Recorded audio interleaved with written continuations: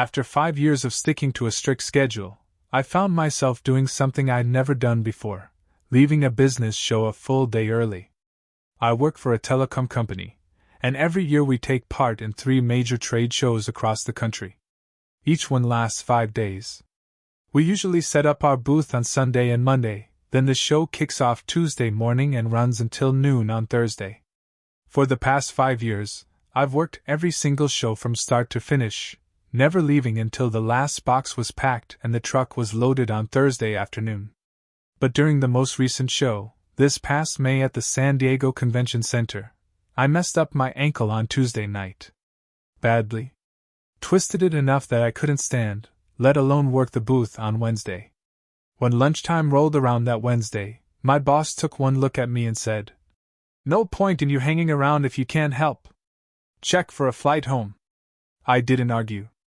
By 2 p.m., I was already on a plane heading back to St. Louis. Before boarding, I called home and left a voicemail for my wife, Megan. We've been married 9 years, letting her know I'd be home by 8 that night. Megan had been a little off before I left. She was upset about something, but she wouldn't talk about it then. She just said we'd deal with it when I got back. So, despite the ankle and getting booted from the show early, I was actually kind of glad to get home sooner. I wanted to know what was eating at her.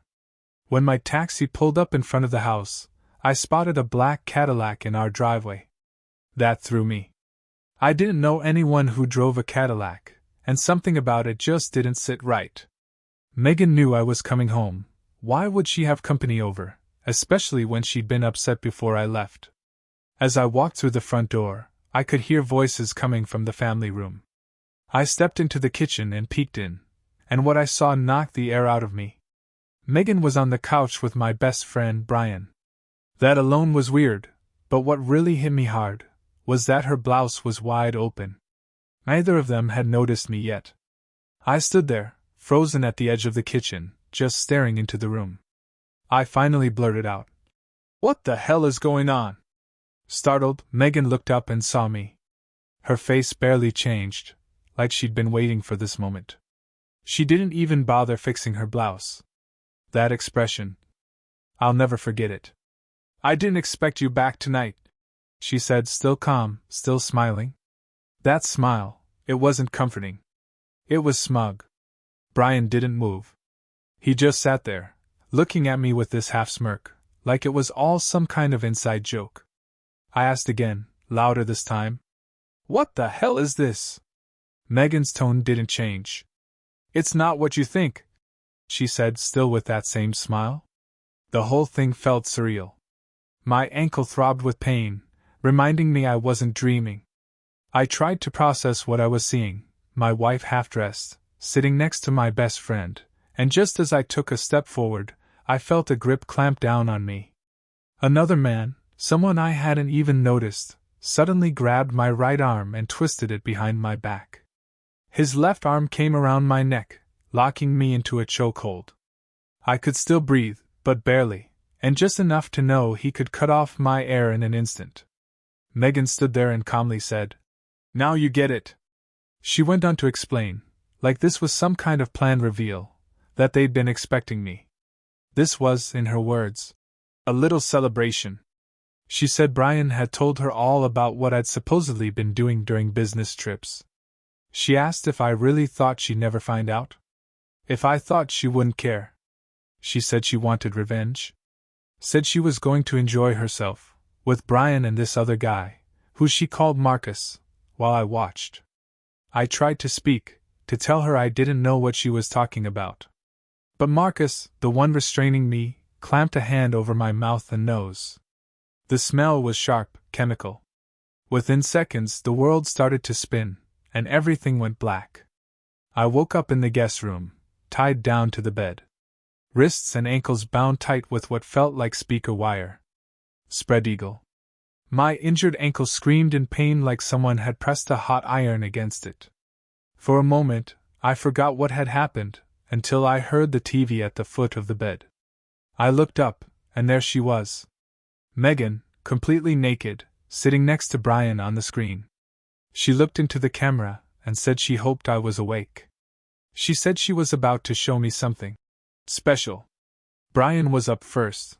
Megan said he earned that because he exposed my supposed infidelities and helped set this whole thing up. Then she called in Marcus. Marcus stepped into the frame and looked straight at the camera. He smiled and told me to enjoy the show. Said they were recording it so I could relive the moment whenever I wanted. And then it began. Honestly, at that point, I didn't give a damn about what Megan was doing. Our marriage was clearly over. My only priority was getting myself out of those bindings. I was seriously worried about the blood flow to my hands and feet. I had no idea how long Megan and her little crew were going to take with whatever the hell they were doing. I wasn't going to just lie there and wait. I started with my left leg, gritting through the pain, pulling against the wire, pausing for 30 seconds, and then yanking again. It took a few tries, but eventually I gave it one solid pull and felt the wire snap. My ankle was bleeding. Badly. But the wounds looked manageable. Next came my right leg, which was even harder because that's the one I had twisted. When I finally broke through the wire, the skin tore pretty badly. Blood was pouring out, a lot more than I expected. With both legs free, I tried to relieve the pressure on my arms, but the wire knots were still tight as hell. So I did the only thing I could think of. I used my teeth. Just like I'd done with my legs, I worked on the wires until I freed my right wrist. That one bled almost as much as my ankle. Once my legs and right arm were free, it didn't take much effort to get my left wrist loose. That one had a few cuts, nothing too serious, but it was still bleeding. I took a second to catch my breath and look around. Blood was everywhere, the sheets were soaked. Way more than I expected. I tried to stand, but as soon as I got upright, the room spun. My head was pounding, my face hurt, and I felt like I was going to throw up. I sat back down fast and shut my eyes, trying to keep it together. That's when I heard my name. For a second, I thought Megan had come into the room. But when I opened my eyes, I realized she was still talking to me through the TV. She asked if I was watching. I looked up at the screen, and there she was, still naked, on all fours with Brian behind her. For a brief second, I wondered if she seriously thought I'd get off on watching this. No. She had to know how furious I was. Any idiot could tell. I couldn't take it anymore. I swung my right arm out, hard, and smacked the TV.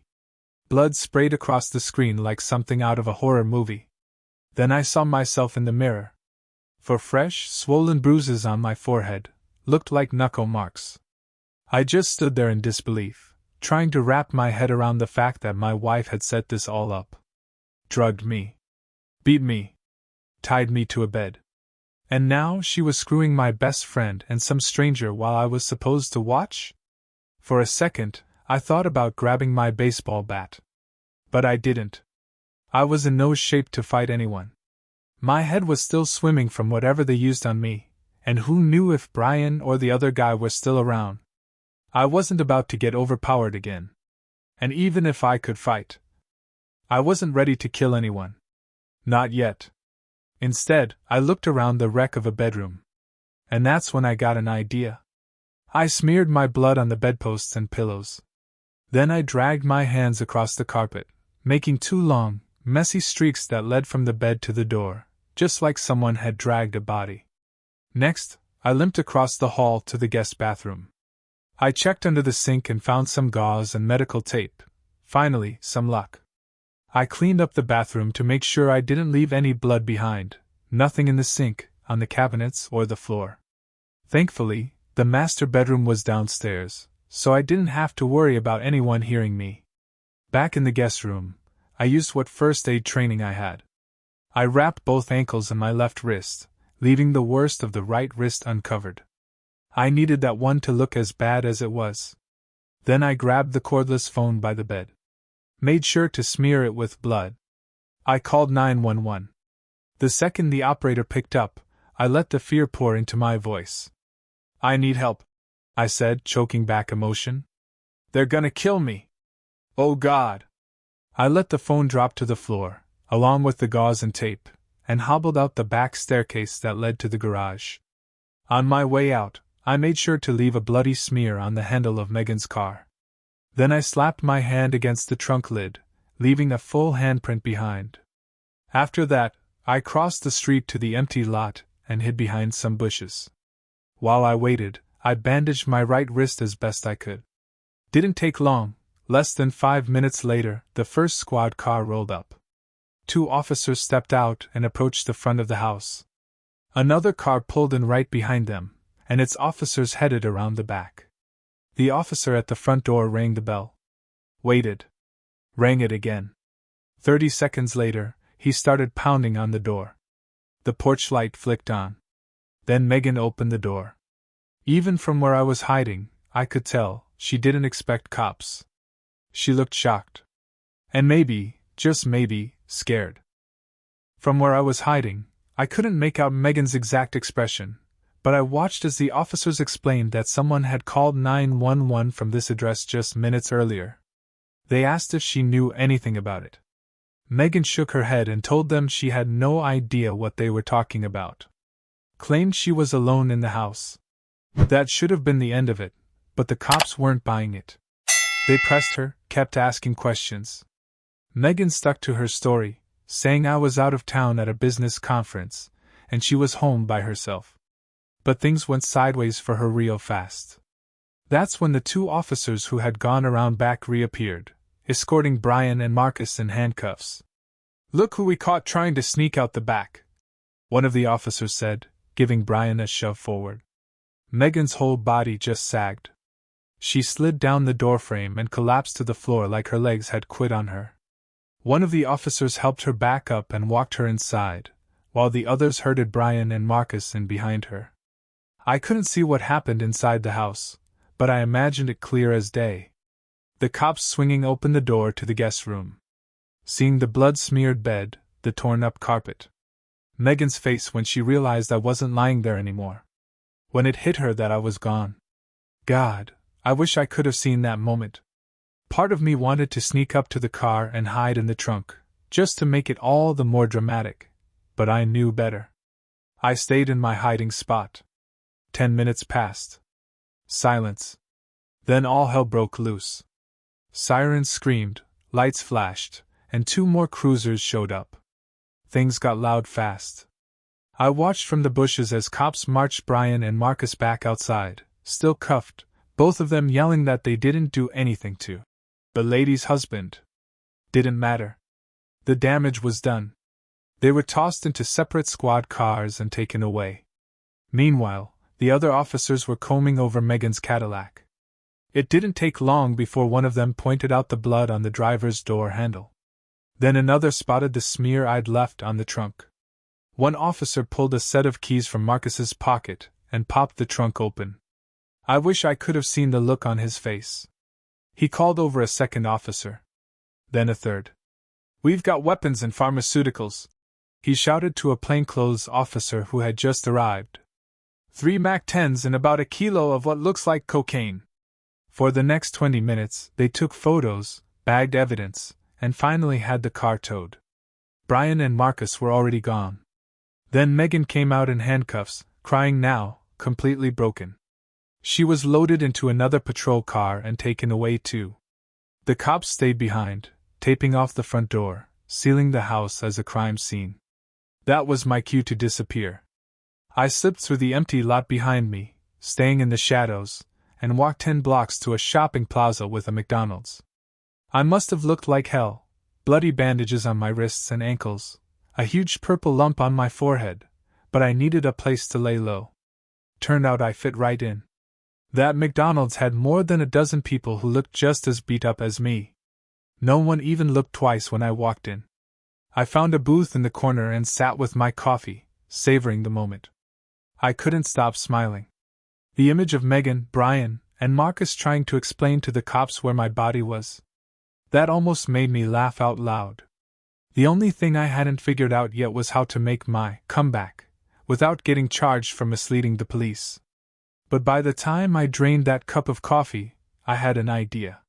When I went to the counter for a refill, the manager came over. He said he'd top off my cup if I agreed to leave afterward. Fair enough. I walked another 20 blocks with that hot coffee in hand, headed for a park I knew well. I ducked behind trees or bushes whenever I saw headlights. My ankle was screaming by then, but I pushed through. Took me almost an hour to reach the park. There, in the far corner, I found a picnic table and parked myself. It was dark, quiet, perfect. I stayed there until around 3 a.m., sipping my coffee, planning my next move. Then I took off the bandages and tossed them in the trash. After that, I walked to the far edge of the park and laid down on the grass near the jogging trail. My wrists and ankles still hurt like hell, but I managed to doze off in short bursts until the sky started to lighten. I stayed as still as I could, pretending to sleep, waiting for what I knew was bound to happen. Because that park? It was a morning favorite for dog walkers and joggers. And someone was bound to find me. I knew it wouldn't be long before someone stumbled across me, and sure enough, I was right. Within 30 minutes, I was in the back of an ambulance headed to the hospital. I'd left my wallet back at the house on the nightstand in the guest room, so I didn't have any ID on me. And for whatever reason, I wasn't fully coherent when I got to the ER. The doctors kept asking who I was, what happened to me, but I could barely keep my eyes open, let alone string a sentence together. I was careful not to let the act slip. I didn't wake up until almost noon, and even then, I pretended to stay asleep until around 1. I'd spent the morning mentally rehearsing what I was going to say, how I'd answer questions without technically lying, just leaving out some of the details. Eventually, a plainclothes detective came in, introduced himself as Detective Mason, and asked if I was George Grant. I nodded, confirmed my name, and said I'd do my best to answer his questions, though I warned him I couldn't remember everything clearly.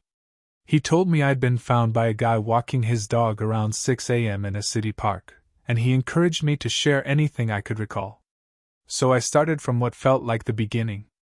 I told him I'd flown back from a business trip to San Diego a day earlier than planned. When I got home, I walked into the house and found my wife, Megan, in the family room, talking with my best friend, Brian Williams. I said that when I questioned what was going on, someone grabbed me from behind, put me in a chokehold, and suddenly it was hard to breathe. Megan started yelling at me, but I couldn't concentrate on what she was saying. The pressure around my throat was too much. I told Mason I must have been drugged or knocked out, because the next thing I remembered was waking up tied to the guest room bed, my wrists and ankles bleeding from the wires they used to restrain me. I said I started to lose feeling in my hands and feet, and trying to escape only made things worse. That's when I noticed the TV was on. There was a video feed from the master bedroom. Megan was there, naked, with Brian and another man, some huge guy I'd never seen before. They were having sex while the camera rolled. And then I thought I heard them talking about what to do with me once they were done with her. Even though I wasn't thinking clearly, I told Mason it sounded like they were planning to kill me. I said I believed they were assaulting Megan too, and that maybe they planned to kill both of us. That's when I managed to break free from the wire. I told him I grabbed the phone and dialed emergency services, but dropped it when I heard Megan say something like, "Go take care of that idiot." That's when I knew she wasn't being forced, she was in on it. I told Mason I panicked. I was scared. I had to get out. I didn't remember anything after that, but clearly, I had made it out of the house. Mason asked if I remembered anyone hitting me, and I said I wasn't sure, but that my memory was fuzzy. Then I flipped the conversation. I asked him, "What's Megan saying?" He told me she claimed she'd found out I was cheating on her during my business trips, and that the whole thing was meant to teach me a lesson. She claimed I wasn't supposed to get hurt, that they were planning to let me go after she'd gotten her revenge. I asked Mason where she even got the idea I'd cheated. He said it was Brian, my so-called friend, who told her. "Brian?" I said, shaking my head. "The guy she just slept with? That's her only source?" I told Mason Megan was smarter than that. At least, I thought she was. I told him flat out, I never cheated on my wife. Not once. I said if she'd ever bothered to ask me about it, I could have proved I was faithful. Mason took a few notes, asked a couple more clarifying questions, but he didn't challenge anything I said. I was released from the hospital the next day. When I got home, there was a message waiting for me on the answering machine.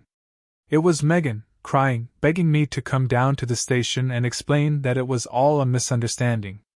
Said she needed me to bail her out. I didn't even think twice. I deleted the message, walked straight to the fridge, and grabbed a beer. The phone rang again. This time it was Susan Crawford, Megan's best friend. Susan had gone through her own messy divorce after her husband caught her cheating, and I'd never liked her. Always thought she was a bad influence on Megan.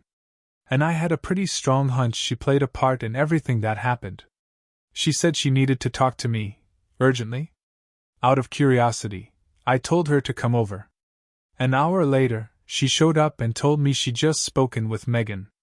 Apparently, Megan was now at her parents' house, still telling everyone I'd cheated on her during business trips. I flat out denied it. Told Susan I had never, not once, cheated on Megan. She just nodded, saying Megan hadn't shared many details, only that there was a misunderstanding, and I had called the cops, which is what led to her arrest. I gave Susan the same rundown I'd already shared with Detective Mason. Most of it was the truth, just curated to keep me in the clear. Susan acted shocked, her eyes going wide like she couldn't believe it. But I noticed something: she didn't exactly defend me.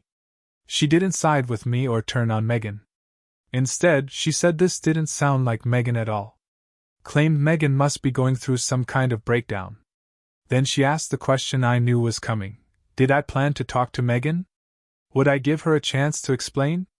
I said maybe. But I also asked why Megan hadn't done the same for me. If she thought I was acting shady, why didn't she just talk to me first? Why go nuclear without even a conversation? I asked Susan if Megan had talked to her beforehand about any of this. Susan shook her head and said no. Claimed that if Megan had mentioned anything, she would have told her to speak to me instead. Yeah. I didn't buy that for a second. Susan had never liked me much, and I knew she had Megan's ear more than she should have. No way she would have shut down a revenge fantasy. Still, she played it neutral and even offered some generic advice. Don't do anything rash until I had all the facts. I told her not to worry. I wouldn't make any hasty moves. Then, as she was getting up to leave, Susan leaned in and kissed me on the mouth. I knew exactly what she was trying to do, but I acted like I didn't. Just smiled politely, and said she'd already helped enough by coming over. Told her I needed some time to myself. As soon as she left, I got on the phone and called a lawyer, Brian L. Townsend 3. Booked a 2 p.m. appointment that day. When I got there, I laid everything out. Told him what Megan did, and that I wanted divorce proceedings started ASAP. I asked him to serve her the papers the very next day. Mr. Townsend looked concerned. Asked me if I was sure I wanted to move this fast. Said in his experience, couples sometimes save their marriages if they take more time to think things through. I told him I appreciated the advice and that maybe he was right. I agreed, at least on the surface, to hold off a bit. He seemed pleased that I was showing some thoughtfulness. So I told him to delay the service of papers until the day after tomorrow. That made him pause. He raised an eyebrow and asked why the sudden change if I was so eager to end it. I told him straight. If you're not willing to move at my pace, I can always find a lawyer who'll. That shut him up. He nodded and said he'd move forward as instructed. I gave him Megan's current address, her parents' place, and also the address for her job, just in case. Then I left the office feeling completely numb. Except for my ankle. That damn thing still felt like it was on fire. After leaving Townsend's office, I went straight to the bank. Closed every joint account we had. Cancelled our shared credit cards. Opened new accounts in my name only. Sure, I knew I'd probably have to give her half of it eventually, but I wasn't about to make it easy. Over the next few weeks, Megan tried calling me. Home, work, didn't matter. I didn't answer. Eventually, Townsend called and said Megan was planning to contest the divorce, unless I agreed to meet with her so she could explain her side. I told him I needed time to think. About a month later, I got back in touch and asked if Megan still insisted on a face-to-face meeting. Townsend sounded surprised I'd waited that long, but he said he'd check. Later that day, he confirmed, yes, Megan still wanted to meet before agreeing to anything. So I gave him clear instructions. I told him to let her know I wouldn't be meeting with her under any circumstance. If she wanted to contest the divorce, fine, go ahead. But the process would stay frozen until she agreed to proceed without a meeting. In the meantime, we'd still be legally married. But I wasn't going to see her. Or talk to her. Period. Townsend said he understood and would relay the message. The next day, I paid a visit to Brian's wife, Beverly. She invited me in, offered me a drink. We sat on the sofa, and she started apologizing for everything Brian had done. I cut her off gently. Told her she didn't owe me anything. Just like I wasn't responsible for what Megan did. Brian and Megan made their own decisions. They were grown. They were accountable for their own betrayals. Beverly nodded and said she still felt awful about it all. Then she looked at me a little differently, and said maybe we could find comfort in each other. I grinned and told Beverly, half joking, half not, that I'd always thought she was attractive.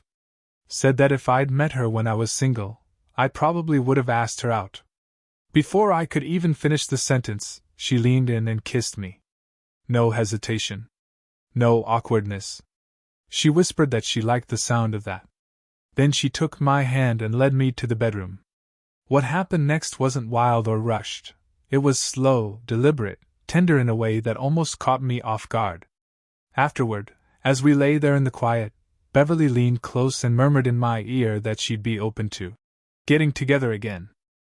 She said she loved what was happening between us, and that the comfort we were giving each other felt right. A few days later, I got a call from the district attorney's office. Andrew Hartley, the assistant DA assigned to handle the cases against Megan, Brian, and Marcus, wanted to talk. He told me that Megan's attorney had mentioned I might not want to press charges. He wanted to hear it from me. I cleared that up real quick. No, I said. I never said that. I haven't talked to anyone about it, actually. Truth was, I didn't know what I should do. I knew Megan had played a part in everything that happened. But had she planned the whole thing, the drugging, the beating, the bondage? I thought she had. But I couldn't prove it. And I definitely didn't know which one of them had tied me up so tight that it cut off the blood to my hands and feet. I told Hartley I wasn't asking for any charges to be dropped. I left it up to him. He said he appreciated my honesty and would proceed accordingly. In the end, justice did its thing. Marcus, whose real name turned out to be Tyrone Mathers, was convicted of assault and kidnapping. On top of that, they hit him with felony charges for illegal possession of meds and firearms. Since the trunk of his car was a mini armory with a side of cocaine, he was sent to a maximum security prison. Brian pled guilty to assault and took a deal, 1 year in a minimum security facility. Megan? She pled guilty to conspiracy to commit unlawful restraint. Yeah, I think they made that charge up just for her. She got probation. No jail time. But even with that light sentence, it was still a felony conviction. Which meant she no longer had any leverage in the divorce. I kept the house. Kept the savings.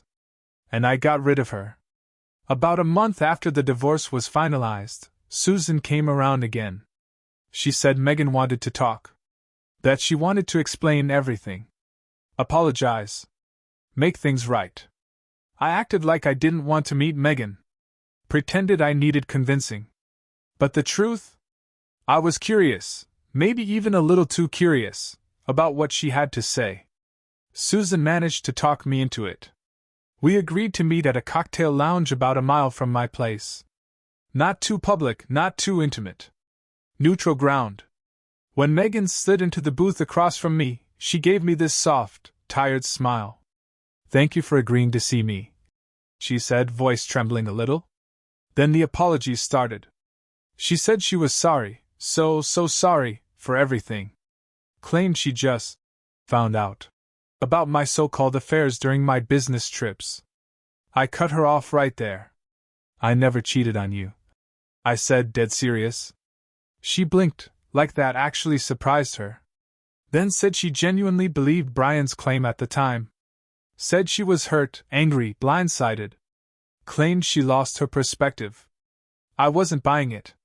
So you already suspected me before my last trip? I asked. Because you wouldn't talk to me before I left.